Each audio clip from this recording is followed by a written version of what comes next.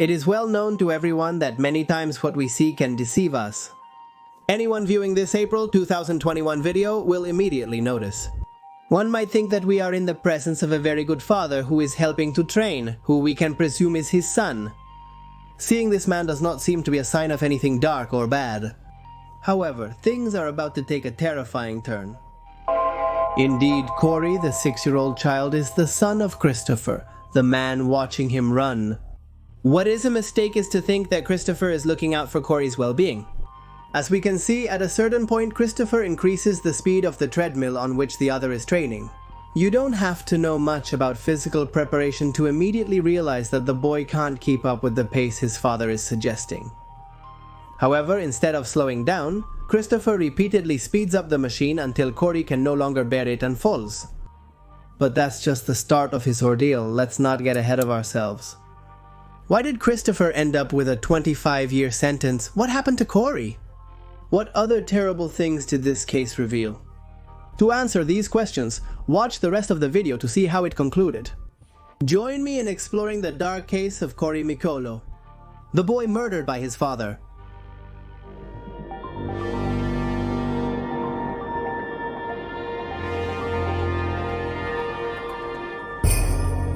The boy. Christopher J. Gregor is a native of New Jersey. For the school he always attended, he was considered an honor roll. Christopher not only had good grades, but he had also carved out a very good reputation as a defense on the American football team. Christopher focused tenaciously on everything he was passionate about, so it's not hard to imagine his shelves full of trophies and medals. In fact, in 2009, the team he was part of even competed in the state championship. And no one doubted that this audacity could only have been possible thanks to the added value that Christopher brought to the team. His professionalism, team spirit, and optimism had been crucial for that season. The fans had given him standing ovations on several occasions, and his friends admired him. His stature rose so much during those years that he was chosen to be part of the Heroes and Cool Kids program, an initiative that rewarded all those teenagers considered positive role models for those going through high school. In this way, many boys and girls a little younger than him saw Christopher visit their schools. In rooms always full of people, and without his voice trembling, Christopher invited them to become the best version of themselves. At the same time, he was understanding of the stress problems that can come with going through certain educational stages. One way or another, the message was always the same. We had to be in motion, fight for the dreams we want to fulfill, have hope for the future, and trust that God is there. The teachers hugged him proudly and with tears in their eyes. Many said that Christopher was the kindest person they had ever met in their life. No one expected anything for him other than a life full of successes. Many were confident he would soon make headlines, win awards, and become famous. They were not wrong at all. Christopher would make the news, of course, but not as a hero, but as a complete monster.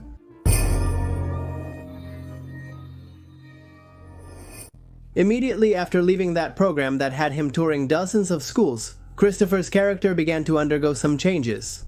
First, there were slight changes. The boy began to be more reserved, less receptive, and his huge smile began to fade. Although uncommon, it's important to remember he was still very young. And he himself had warned in his speeches that sometimes you can't be happy all the time.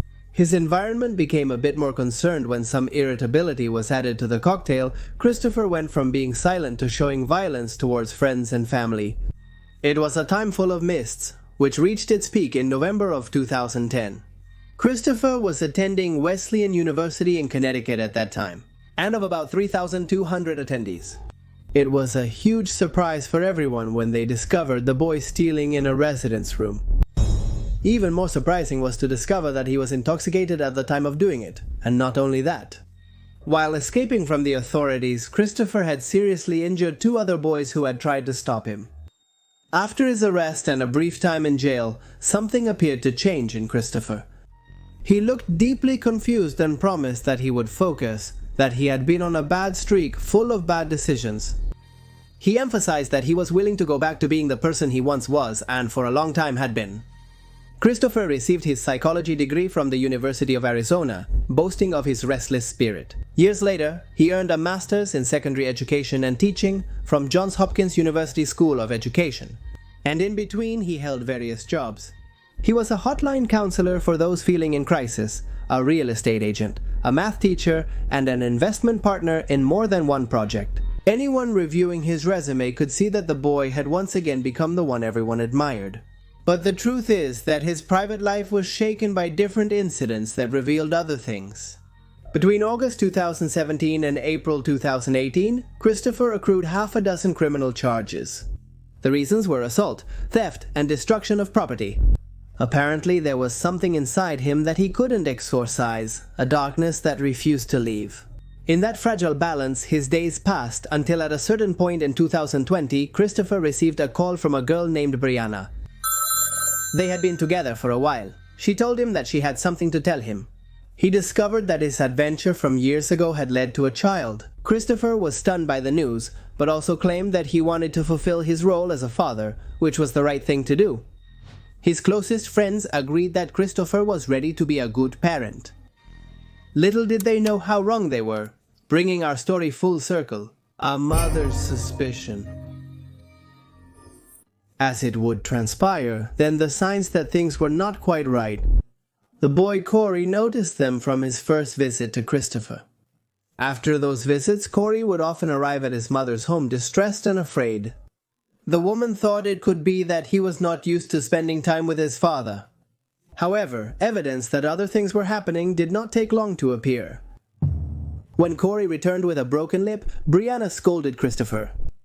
The man told her that it had all been due to an accident. According to what he told her over the phone, they had been playing soccer and he accidentally kicked the boy. The excuse seemed valid. But when Corey kept coming home injured, sporting bruises and scratches, Brianna decided that the best thing she could do was report everything to the New Jersey Division of Child Protection and Permanency. In her statements to the social worker, the woman was emphatic. She said she feared her son could die. Everyone thought that seemed a bit exaggerated. They informed her that the record would stand, but they were powerless if the father requested to see the child. They told him to calm down, that sometimes one sees things that aren't there.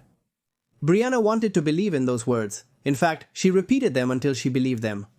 And when Christopher showed up again at her door, she said goodbye to her son with a kiss on the forehead. Despite the woman's effort to try not to feed her paranoia, new attitudes from Corey led them to go to the authorities again.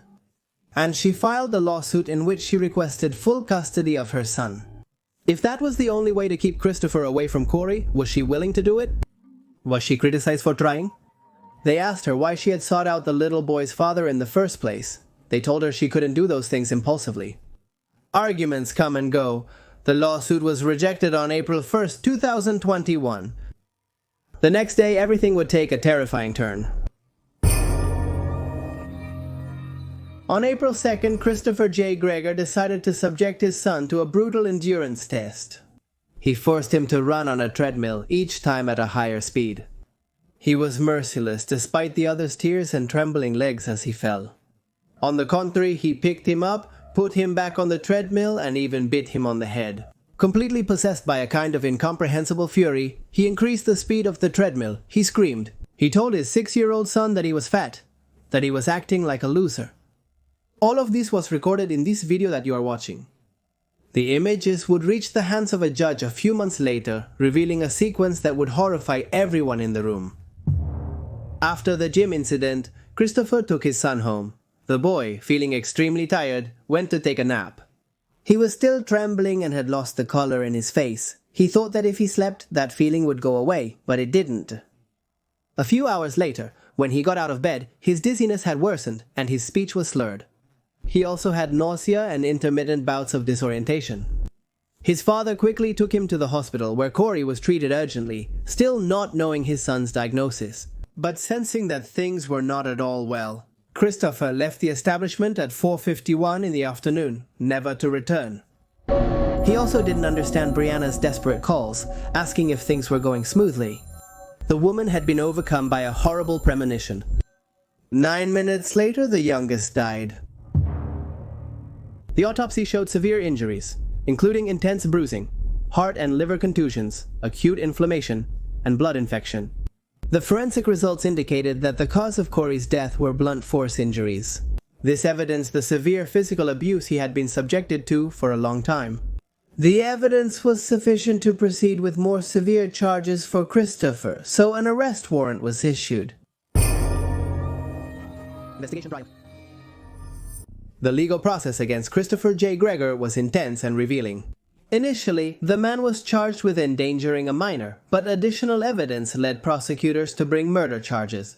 During the 6-week trial, the jury witnessed the shocking images of abuse in the gym, and they heard testimonies from medical experts who discussed the causes of Corey's death. It was also discovered that the defendant had deleted 3,446 text messages between him and Brianna from his cell phone. Moreover, he aimed to remove traces of his disturbing online searches. A few days before his son lost his life, Christopher had Googled the following: "Can marks on the skin turn into bruises?" Then, an hour after Corey's death, he had asked the following questions: "Can my car be monitored? And can my phone be monitored if it's in airplane mode?" As if this wasn't enough, he had also written, "If a homicide is determined by an autopsy, how long does it take to press charges?" Despite this overwhelming evidence painting Christopher as a premeditated murderer, the defense tried to argue that Corey had died from sepsis caused by pneumonia. The consulting forensic pathologist was certain that this was impossible. He emphasized that Corey's death had been a homicide, adding horrific charges of child abuse. He found a laceration in the child's heart, along with chest and abdominal injuries, a bruised left lung, and cuts and bruises on the liver. The 6-week trial concluded with a 25-year sentence for Christopher. 20 years for aggravated manslaughter and 5 for endangering the life of a minor. Until the last moment, Christopher denied any responsibility for the murder of his son, but apologized for causing him pain. Corey's mother broke down in tears and assured that the child would always be her everything. The case shocked society as a whole and served as a starting point to highlight some chilling statistics. Federal Bureau of Investigation data from 2022 indicates that approximately 1,000 children are killed annually, primarily by parents, close relatives, or caregivers. In addition to homicides, child abuse in general is also alarmingly widespread. The Center for Disease Control and Prevention estimates that in 2020 over 618,000 children were victims of abuse or neglect in the United States. What does all this mean? Though the video may appear inhumane, it depicts a daily occurrence. It's also worth clarifying that negligence doesn't only occur in homes but also in institutions. That, instead of fostering the confidence of whistleblowers, they often seem stubborn in discouraging such reports. In this way, the most vulnerable are left unprotected and at the mercy of terrible, ruthless monsters. Monsters that don't live in the closet or under the bed, monsters that are often called mom or dad.